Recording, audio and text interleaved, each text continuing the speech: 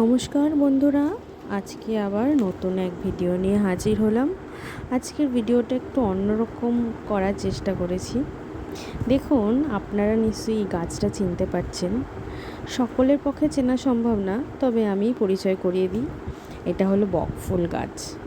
আপনারা সাধারণত বকফুল বাজারে দেখতে পারেন, কিন্তু গাছ সচরাচর চোখে পড়ে না। তো আজকেই এই রেসিপিটা আপনাদের জন্য শেয়ার করলাম। একেবারে ঘরের টাটকা ফুল, মানে বাড়ির গাছের টাটকা ফুল।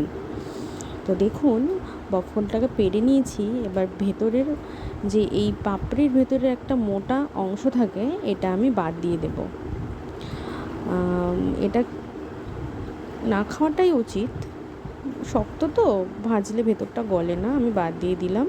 এবার বোটাটাও আমি একটু ভেঙে নিলাম। আমার সব কটা মোটামুটি ফুলের এই ভেতরের ডাঁটাটা বাদ দেওয়া হয়ে গেছে। এবার আমি একটা পাত্রের মধ্যে 3 চামচ ময়দা নিয়েছি এবং তার সাথে 3 চামচ পরিমাণে কর্নফ্লাওয়ার নিয়েছি। এটা ভালো করে মিশিয়ে এর মধ্যে 1 চিমটি মতো বেকিং পাউডার আমি দিয়ে দেব।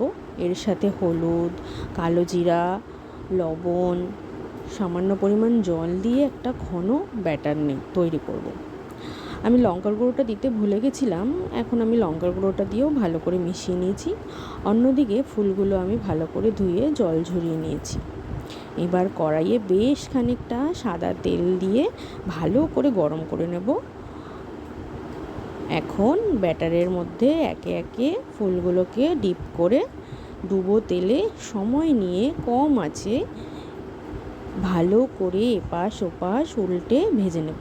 দেখুন কতটা ক্রিস্পি হয়েছে। একসাথে উল্টালে সব একেবারে একসাথে আটকে আছে। ভীষণ ক্রিস্পি হয়েছিল এবং ভেতরটাও খুব সুন্দর নরম ছিল। আপনারাও অবশ্যই এই রেসিপিটা ট্রাই করবেন। নমস্কার।